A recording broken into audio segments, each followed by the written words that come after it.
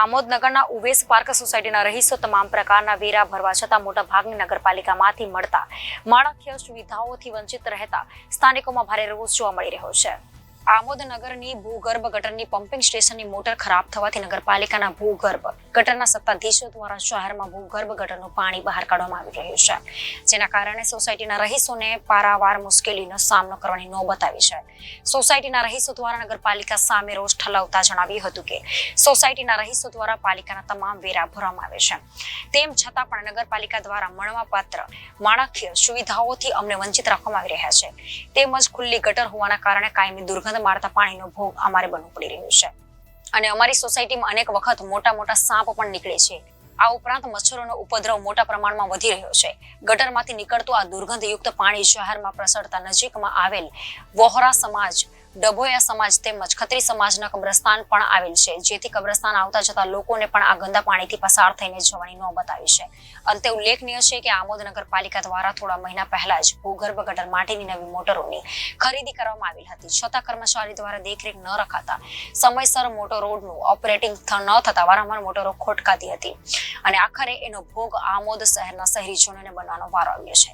મચ્છરોના ઉપદ્રવથી રોગચાળો પણ ફેલાવાની દહેશત વર્તાઈ રહી છે, જેથી તાકીદે સમસ્યાનું નિરાકરણ લાવવા માટે લોક માંગ ઉઠી રહી છે।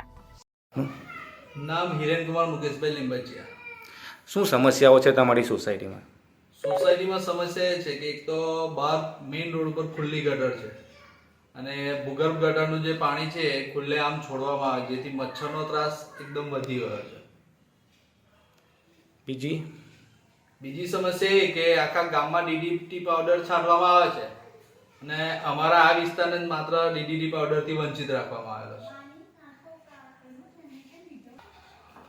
ડોર ટુ ડોર જે ગાડી આવે છે તે 4-5 દિવસે હવે એકવાર જ આવે છે, જેથી અમારે જે કચરો છે એ બધો મેઇન રોડ ઉપર જ બહાર નાખવા જવું પડે છે અને અમારી સોસાયટીમાં એવો એક પણ વ્યક્તિ નથી કે જે વેરા ના ભરતો હોય।